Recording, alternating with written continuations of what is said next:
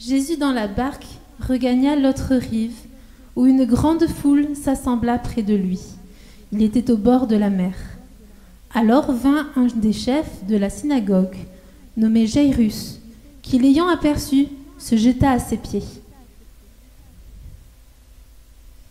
Et il lui adressa cette instante prière. « Ma petite fille est à l'extrémité. Viens, impose-lui les mains, afin qu'elle soit sauvée et qu'elle vive. » Jésus s'en alla avec lui, et une grande foule le suivait et le pressait. Or, il y avait une femme atteinte d'une perte de sang depuis 12 ans. Elle avait beaucoup souffert entre les mains de plusieurs médecins. Elle avait dépensé tout ce qu'elle possédait, et elle n'avait éprouvé aucun soulagement, mais était allée plutôt en empirant. Ayant entendu parler de Jésus, elle vint dans la foule par derrière et toucha son vêtement. Car elle disait, « Si je puis seulement toucher ses vêtements, je serai guérie. » Au même instant, la perte de sang s'arrêta, et elle sentit dans son corps qu'elle était guérie de son mal. Jésus connut aussitôt en lui-même qu'une force était sortie de lui, et se retournant au milieu de la foule, il dit, « Qui a touché mes vêtements ?» Ses disciples lui dirent, « Tu vois la foule qui te presse, et tu dis, « Qui m'a touché ?»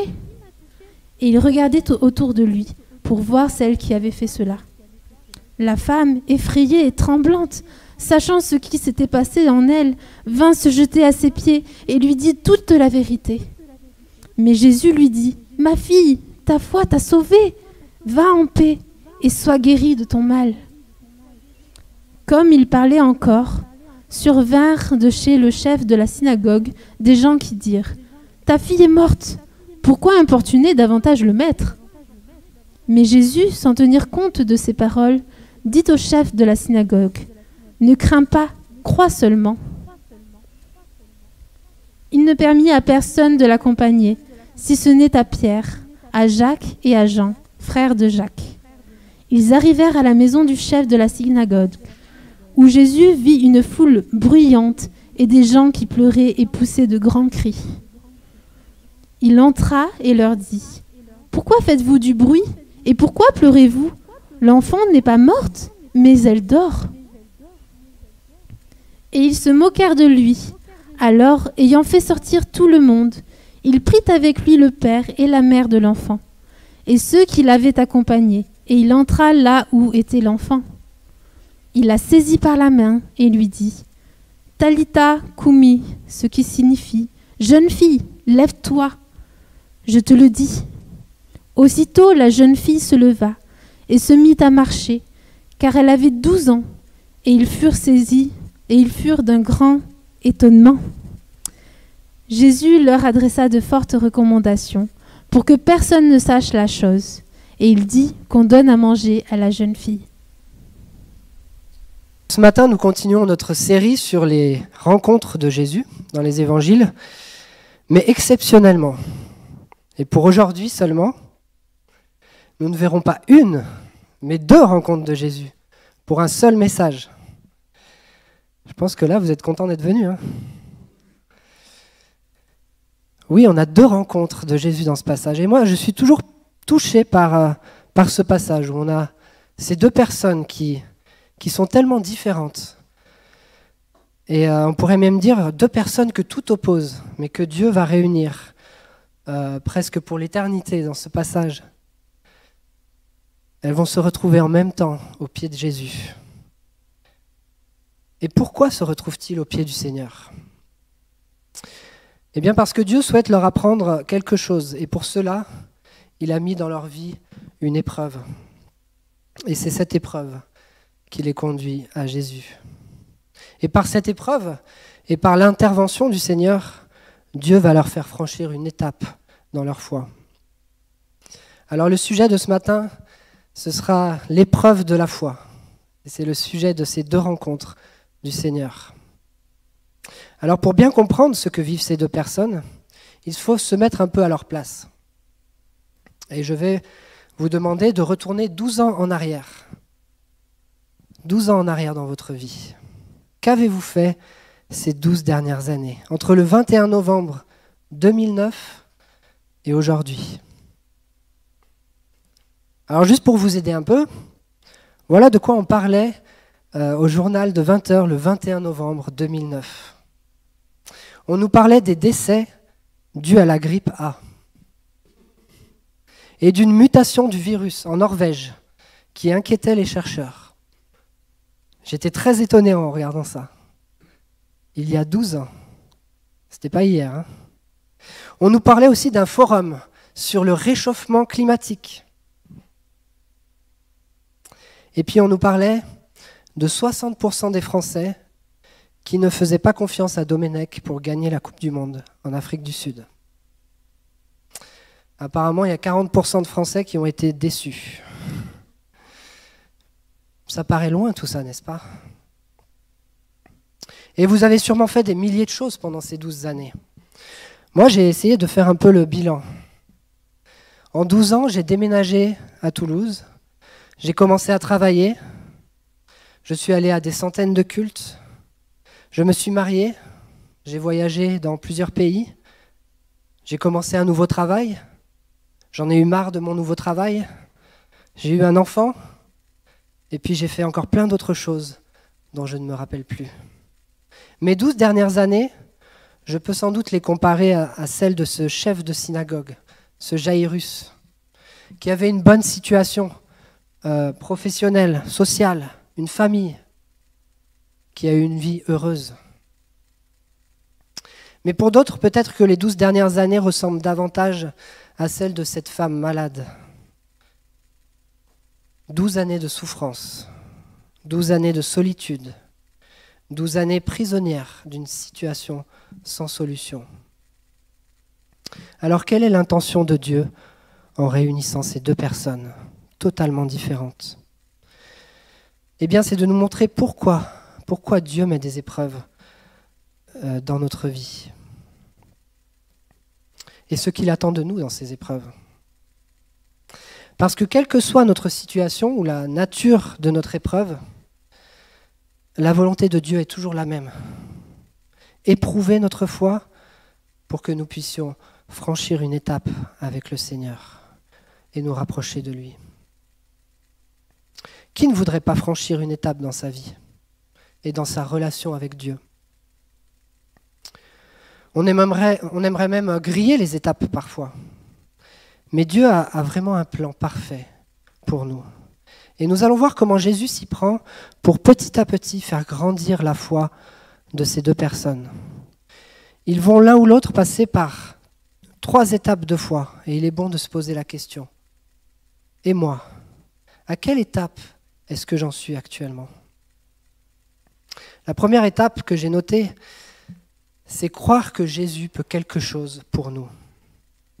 Et cette étape-là, c'est l'étape à laquelle sont arrivés en fait déjà nos 2 personnages du passage. Qu'est-ce que l'on sait de ces 2 personnes? Alors Jésus vient de débarquer après avoir traversé avec ses disciples le lac de Galilée, et comme d'habitude, une grande foule se rassemble. Et c'est alors qu'arrive Jaïrus au verset 22, l'un des chefs de la synagogue. Ce qui est étonnant, c'est que Marc, l'évangéliste qui a écrit ce passage, donne assez rarement le nom de ceux qui rencontrent Jésus. Mais là, il donne le nom de ce Jaïrus. Il ne donne pas le nom de la femme malade, par exemple. Mais c'est parce que Jaïrus, ce n'est pas n'importe qui. Tout le monde le connaît. C'est un des chefs de la synagogue. Alors moi, je croyais que le chef de synagogue, au départ, c'était celui qui faisait les prédications, peut-être, un peu comme le pasteur d'aujourd'hui, mais non, c'était pas ça. C'était une personne en qui les anciens avaient confiance et à qui ils avaient donné la charge de superviser le fonctionnement de la synagogue. Il fallait s'occuper de la maintenance du bâtiment, il fallait s'occuper par exemple de trouver des rouleaux de la Torah pour la lecture. C'était un peu un chef administratif, on va dire. Mais Jaïrus était donc quelqu'un sur qui on peut s'appuyer, quelqu'un qui avait un bon niveau d'éducation, qui avait la confiance des anciens. Et c'est vrai qu'il peut se permettre de passer au milieu de la foule et d'interpeller publiquement Jésus. Il est le genre de personne pour qui on va s'écarter. Et puis on sait aussi que Jaïrus a vécu 12 années de bonheur avec sa petite fille. Et dans l'évangile de Luc, il est précisé que c'est sa fille unique. Mais voilà, aujourd'hui, cette petite fille est sur le point de mourir. Le deuxième personnage, c'est cette femme atteinte d'une perte de sang depuis 12 ans. Et je pense sincèrement qu'il est impossible d'imaginer le calvaire qu'a vécu cette femme. Déjà, bien sûr, il y avait la souffrance physique. Le verset 26 nous dit que cette souffrance l'avait poussée à voir tous les médecins et à dépenser tout son argent pour essayer d'être soulagée. Seulement personne n'a pu la soulager. Elle est même allée de pire en pire, nous dit le passage. Et puis sa maladie avait une autre conséquence. Elle faisait d'elle quelqu'un de rituellement impur d'après la loi juive. Ce qui fait qu'en fait, elle devait vivre comme si elle était en quarantaine depuis 12 ans. Quelqu'un qu'il ne fallait même pas toucher. Et cette femme a pris l'habitude d'être quelqu'un d'exclu, quelqu'un qui ne compte pas dans la société, quelqu'un qui se cache. Tout le contraire de Jaïrus, en fait. La seule ressemblance entre ces deux personnes, c'est que malgré que leurs circonstances sont vraiment sans espoir, ce qui est vraiment frappant, c'est de voir que leurs paroles témoignent qu'eux-mêmes sont pleins d'espoir. Regardez ce que dit Jaïrus au verset 23. « Ma petite fille est à l'extrémité. Viens, impose-lui les mains afin qu'elle soit sauvée et qu'elle vive. » Et la femme, au verset 28, « Car elle disait, si je puis seulement toucher ses vêtements, je serai guérie. » Ces deux personnes ont une foi incroyable, vous ne trouvez pas? Une jeune fille presque morte, impose-lui les mains afin qu'elle soit guérie et qu'elle soit sauvée et qu'elle vive. Une femme malade depuis 12 ans qui a vu tous les médecins de la région, si je puis seulement toucher ses vêtements, je serai guérie. Vous avez déjà vu une foi pareille, vous? Moi, je les admire, ces deux personnes. Ces deux personnes ont une foi remarquable. Elles savent que Jésus peut quelque chose pour eux. Et ils ont le bon réflexe d'aller auprès de lui, celui qui a la solution à leurs problèmes. Mais en fait, Jésus voit bien au-delà. Il va les emmener beaucoup plus loin que simplement faire quelque chose pour eux. Mais nous pouvons déjà nous poser cette question. Est-ce que j'en suis arrivé à cette étape de ma foi personnelle, qui est de croire que oui, Jésus peut quelque chose pour moi? Que quelle que soit la chose qui me fait souffrir, qui me désespère, qui me rend triste ou vide, qui me semble sans espoir, Jésus peut m'en libérer. Qu'a fait la femme malade? Elle a entendu parler de Jésus. Alors elle est venue à lui. Elle l'a touché. Qu'a fait Jaïrus? Il a aperçu Jésus de loin. Alors il est venu et il a demandé. Que faisons-nous face à nos difficultés? Nous avons tous entendu parler du Seigneur. Nous l'avons tous aperçu de nos yeux spirituels. Est-ce qu'il peut faire quelque chose pour nous? Absolument. Alors avons-nous à la foi de venir à ses pieds et de lui demander? C'est la première étape. Croire que Jésus peut quelque chose pour nous. Mais la suite du passage va nous emmener un peu plus loin, vers ce que j'ai noté, la deuxième étape. La deuxième étape de la foi, c'est de croire que nous n'avons pas besoin de ce que Jésus va faire pour nous, mais nous avons besoin de Jésus lui-même. Croire que nous n'avons pas besoin de ce que Jésus peut faire pour nous, mais de Jésus lui-même. Alors pour aller dans cette deuxième étape, il faut regarder un peu la structure de ce passage. Je ne sais pas si vous avez remarqué, mais ce passage a une structure assez bizarre. Il commence par la demande urgente de Jaïrus pour sa fille qui va mourir. Et puis au milieu, il y a l'épisode de cette femme malade qui arrive, qui touche le vêtement de Jésus. Et le dialogue entre cette femme et Jésus. Et puis ensuite seulement, nous avons la fin de l'histoire de Jaïrus. Jésus qui ressuscite sa fille. Le passage sur la femme à la perte de sang est imbriqué dans le reste de l'histoire. Et vous savez comment on appelle ça en langage très technique ? Vous avez une idée ? C'est un mot très technique, je ne veux pas vous faire peur. Ça s'appelle un sandwich. C'est un sandwich tout simplement. Il y a la première partie de l'histoire et au milieu il y a quelque chose de complètement différent. Et ensuite, il y a la fin. Et justement, dimanche dernier, personnellement, je suis allé prendre des sandwichs à Subway. Et j'ai beaucoup hésité. J'ai beaucoup hésité entre le poulet teriyaki et le meatball. Je savais que c'était un choix crucial pour moi.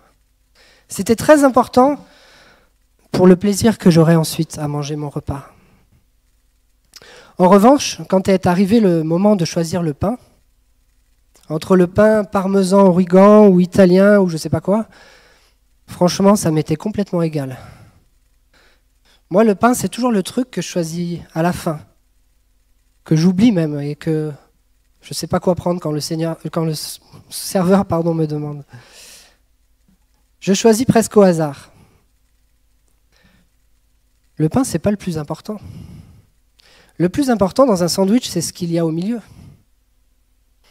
Et c'est un peu la même chose pour notre passage.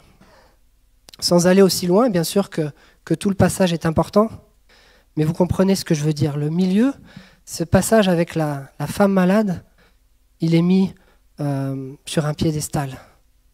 La foi de cette femme qui touche le vêtement de Jésus est mise en avant. Cette femme qui n'a pas de nom, qui n'a pas de rang social, celle que personne ne considère, Dieu va l'utiliser comme un exemple de foi pour ce chef de synagogue. C'est vrai que pour lui, c'était finalement assez simple d'aller voir Jésus. Il avait la légitimité de le faire. Il avait la renommée, les gens se sont écartés devant lui pour le laisser passer. Mais en revanche, cette femme malade, elle a dû enfreindre pas mal de règles. À tel point qu'on l'a vu, elle a voulu faire cela en cachette, ne pas se faire remarquer. Pour cette femme, le simple fait d'être rassemblée, comme nous le sommes aujourd'hui, était interdit. Elle n'avait pas accès au temple, elle n'avait même pas le droit de se trouver au milieu de la foule. Parce que la loi disait ceci, en Lévitique chapitre 15, verset 19 par exemple. La femme qui aura un flux de sang en sa chair, restera 7 jours dans son impureté. Quiconque la touchera sera impur jusqu'au soir. Le fait de toucher le vêtement de Jésus, c'était lui transmettre cette impureté. Et c'est pour cela qu'elle ne veut que personne ne la voie. Elle a dû être traitée comme une personne impure depuis 12 ans. Et cela a complètement transformé sa vision d'elle-même. Dans son esprit, elle n'a pas le droit de s'approcher de Jésus. Et je pense qu'il peut nous arriver également d'avoir parfois une vision déformée de ce que nous sommes, de nous laisser diriger par ce que la société dit de nous, ou de ce que les autres disent de nous, ou tout simplement de ce que nous croyons nous-mêmes de nous. Mais la foi, c'est de croire non pas ce que nous croyons de nous, mais ce que Dieu dit de nous. Et cette femme, on va le voir, elle avait toute la légitimité de venir toucher Jésus. On va le voir dans ses paroles. Alors c'est vrai, elle croit que Jésus peut la guérir, mais elle croit aussi qu'elle n'a pas le droit de le toucher. Mais malgré tout, sa foi va être récompensée. Car au moment même où elle touche le vêtement du Seigneur, le verset 29 nous dit « Sa perte de sang s'arrêta et elle sentit dans son corps qu'elle était guérie de son mal. » Gloire à Dieu. 12 années de honte, de frustration, de souffrance, résolues en un instant, simplement en touchant le Seigneur. Alors sa guérison n'a rien de magique ou de superstitieux, parce que Jésus sait parfaitement ce qu'il est en train de faire. Il sent une force sortir de lui, nous dit le texte, mais Jésus aurait très bien pu retenir cette force. mais c'était sa volonté de guérir cette femme. Et cette femme, c'est vrai, elle aurait pu repartir guérie, aussi discrètement qu'elle était venue. Mais en réalité, Jésus n'en a pas fini avec elle. Elle n'a pas encore été guérie au sens où Jésus souhaite la guérir. Car ce dont elle avait besoin, ce n'était pas uniquement que Jésus guérisse sa maladie physique, mais c'est également que Jésus transforme sa fausse vision d'elle-même et la rétablisse entièrement. Et c'est pour cela que Jésus veut rencontrer cette femme et lui parler. Et c'est là le point clé de cette histoire. Cette femme était venue chercher quelque chose, mais Jésus, lui, veut rencontrer quelqu'un. Elle est venue chercher une guérison, mais ce que veut Jésus, c'est une rencontre personnelle. Il ne veut pas simplement montrer un miracle, donner quelque chose. Il veut rencontrer une personne. Il veut la transformer de l'intérieur. Verset 30, Jésus se retourne et demande qui l'a touché. Les disciples qui ignorent, bien sûr, ce qui vient de se passer, se moquent un peu de la question de Jésus. Tu vois la foule qui te presse et tu dis qui m'a touché? Ça, c'est tous les disciples, n'est-ce pas? Les raisonnements humains. Mais nous, bien sûr, on ne fait jamais cela. On ne remet jamais en cause ce que dit le Seigneur. Cette question des disciples peut nous faire sourire quelque part, mais elle est aussi un avertissement pour nous. Parce que finalement, cette réaction, elle aurait pu conforter la femme dans son désir de ne pas se faire voir, de passer inaperçue. Elle aurait pu dissuader cette femme guérie de se révéler à Jésus. Prenons garde à ce que notre bon sens, nos raisonnements humains parfois, ne soient pas un obstacle à ce que des personnes rencontrent le Seigneur. Lorsque Jésus souhaite rencontrer une personne, le diable utilise tous les moyens possibles pour s'opposer à cette rencontre. Et la question des disciples est ici une forme d'opposition, même s'ils n'en sont pas conscients. Mais ce qui est important, c'est que Jésus n'a pas lâché l'affaire. Verset 32. Il regardait autour de lui pour voir celle qui avait fait cela. Et c'est au verset 33 que la femme passe alors une étape dans sa foi. Elle vient à ses pieds et lui dit toute la vérité. Elle est apeurée, elle est tremblante, car elle s'estime indigne et coupable de faire ce qu'elle a fait. Mais finalement, elle met sa confiance en Jésus et elle ne lui cache rien. Et c'est là qu'a lieu le véritable miracle pour cette femme. Par ces paroles, au verset 34, Jésus la rétablit totalement dans sa dignité. « Ma fille, ta foi t'a sauvée, va en paix et sois guérie de ton mal. » Elle pensait avoir fait quelque chose de mal en touchant Jésus. Eh bien, c'est tout le contraire. Jésus l'appelle « ma fille ». Il montre à la foule la foi extraordinaire de cette femme. Elle qui était tremblante et apeurée, il lui dit « va en paix ». C'est comme si Jésus lui disait « tu as bien fait de me transmettre cette impureté. Je la prends sur moi, ne te sens pas coupable et va en paix ». Et puis il finit en disant « sois guérie de ton mal ». Pourtant, elle était déjà guérie physiquement, mais son mal était plus grand que cela, plus grand qu'une maladie physique. Jésus la guérit à présent spirituellement. Il enlève sa culpabilité et sa honte. Elle est à présent sauvée. Elle est une enfant de Dieu, une disciple de Jésus. Elle est connue de lui. Elle est prête à le suivre. Elle peut réellement être en paix. Alors il nous faut croire que nous n'avons pas besoin simplement de ce que Jésus peut faire pour nous, mais de Jésus lui-même. Il veut faire tellement plus que de nous soulager de nos petits problèmes ou nos gros problèmes. Dieu a permis que cette femme finalement souffre pendant 12 ans, dans le seul but de l'amener aux pieds de Jésus, de l'emmener à rencontrer son fils Jésus. Ça nous donne une idée de l'importance à ses yeux de nous emmener à rencontrer son fils. Parce que cette rencontre qui nous restaure réellement, c'est celle-là. C'est celle avec Jésus-Christ, avec le Sauveur. La foi qui nous emmène aux pieds de Jésus pour lui dire toute la vérité.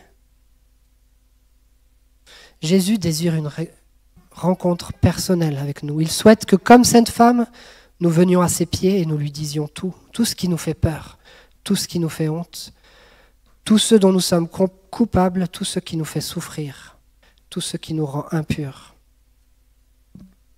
Et il veut nous libérer de ce poids, le prendre sur lui, pour que nous repartions libres.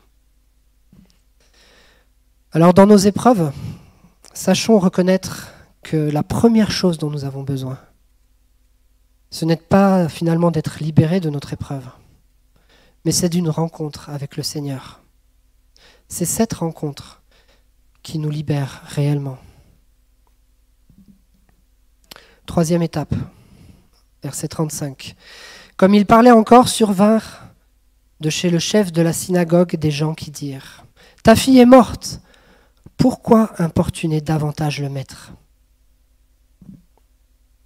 La troisième étape de notre foi, ça doit être de lui faire confiance, quelles que soient les circonstances qu'il place dans nos vies. Nous avons dans ce verset, le verset 35, une nouvelle opposition à la foi, qui vient cette fois des amis de Jaïrus. Pourquoi importuner davantage le maître ? Ta fille est morte, ça ne sert plus à rien. Pour ces gens, Jésus est un guérisseur, mais aucun guérisseur ne peut rien faire lorsque quelqu'un est mort. Et cette remarque aurait pu décourager et stopper Jaïrus dans sa démarche de foi. En entendant cela, il a dû se dire aussi que tout était fini. Son dernier espoir venait de s'envoler. Mais une nouvelle fois, Jésus est là pour attiser sa foi au verset 36. Il ne fait aucun cas de la remarque et il fixe son attention sur Jaïrus et il lui dit « Ne crains pas, crois seulement. » Alors ça, c'est de la punchline. Mais c'est beaucoup plus que ça en fait. Jésus est très sérieux dans ce qu'il dit ici. C'est le cœur de ce qu'il veut apprendre à Jaïrus. Et on peut essayer d'imaginer l'intensité de cette scène. L'échange de regards entre cet homme et Jésus, cet homme qui vient de perdre sa fille, et Jésus qui lui dit de ne pas craindre, mais de croire seulement. Jaïrus doit détourner son regard des circonstances de la mort de sa fille et les fixer sur Jésus seul. Et c'est notre défi à tous, ne plus croire aux circonstances, mais croire en Dieu qui peut tout et lui faire confiance. Quelles sont les situations insurmontables pour lesquelles nous avons cessé de croire, pour lesquelles nous n'avons plus d'espoir, pour lesquelles nos pensées nous disent que Dieu ne peut plus rien faire? Une maladie, un enfant qui se perd, un mariage qui se disloque, un péché insurmontable, un proche qui s'endurcit, qui refuse le salut. Quelles sont nos circonstances insurmontables?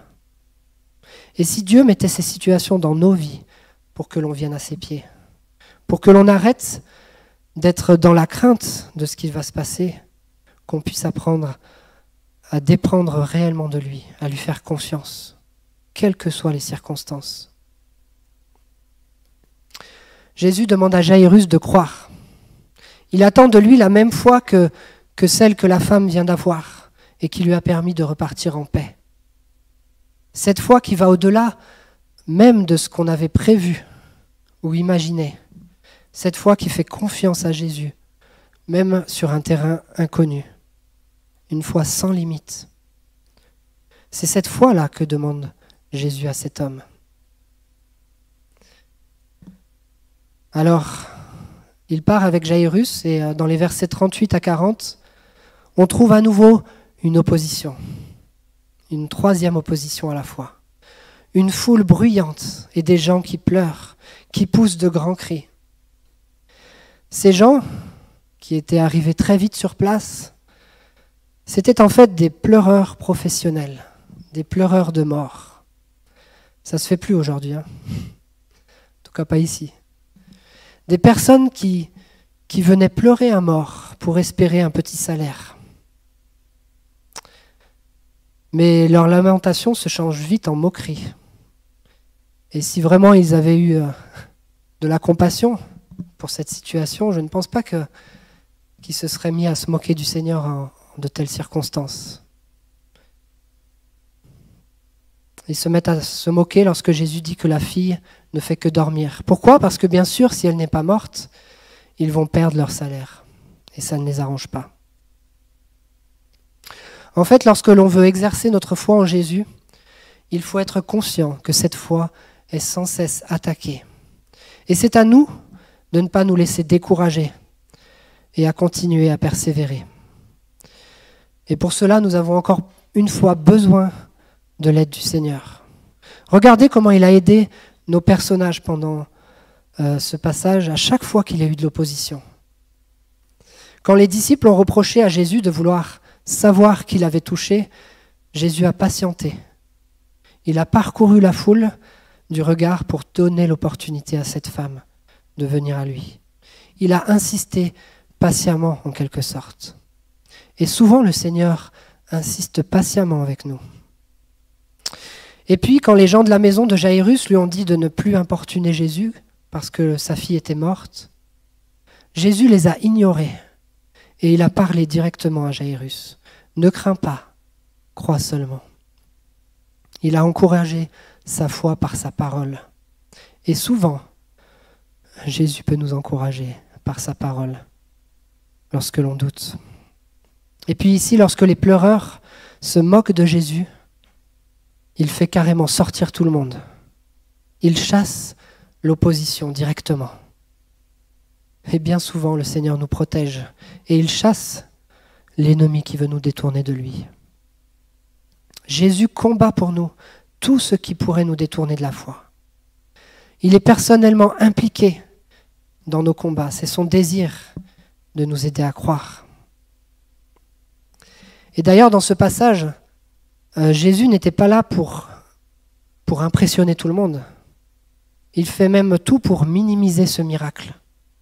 Son but n'est pas d'impressionner. Son but, c'est d'apprendre la foi à Jaïrus, et tout comme à cette femme tout à l'heure, et également à ses proches disciples qui sont avec eux. Alors Jésus entre dans la pièce, il touche la jeune fille, il lui parle, et elle ressuscite. De la même manière qu'il a sauvé la femme malade, par le toucher, par sa parole, il peut même sauver de la mort aussi facilement. Il peut dire à une morte, « Jeune fille, lève-toi », et celle-ci se lève. Même la mort est assujettie à Jésus. Amen. Est-ce que ça ne change pas notre perspective par rapport à ce que l'on vit aujourd'hui, par rapport à nos épreuves? S'il peut ressusciter une jeune fille, est-ce qu'il ne peut pas tout? S'il est lui-même mort et ressuscité, est-ce qu'il ne peut pas tout? Alors, en conclusion de ce passage ce matin, j'aimerais simplement vous laisser ces 3 questions. Est-ce que tu crois que Jésus peut quelque chose pour toi? Est-ce que tu crois que Jésus peut quelque chose pour toi? Est-ce que tu sais que ce dont tu as le plus besoin, ce n'est pas de ce qu'il peut faire pour toi, mais c'est avant tout de le rencontrer lui, personnellement? Et est-ce que tu lui fais confiance dans ton épreuve, quelles qu'en soient les circonstances? Je vous invite à prier. Seigneur Dieu, je veux te louer encore ce matin pour ta parole et merci pour ces miracles que tu as accomplis auprès de ces 2 personnes. Merci parce que tu changes les vies, Seigneur. Et tu changes les circonstances. Tu crées du bien là où il n'y a que du mal, Seigneur. Tu touches les cœurs et tu désires nous rencontrer personnellement, Seigneur. Parfois nous sommes accablés par nos épreuves, par nos circonstances, mais tout ce que tu souhaites, Seigneur, c'est que nous venions à toi. Tu veux nous toucher par ta parole, par ta présence. Je te prie, Seigneur, que tu fasses de ces deux exemples une réalité dans nos vies, de ce que nous te recherchions, toi, en premier, Seigneur. Ce que toi, tu peux nous apporter, ce que toi, tu peux faire dans nos vies. Que tu puisses transformer notre vision que nous avons de nous-mêmes, nous donner la juste vision, Seigneur. Et nous aider à persévérer lorsque notre foi est attaquée. Sois béni encore, Seigneur, pour ta parole si riche, dans le nom de Jésus-Christ. Amen.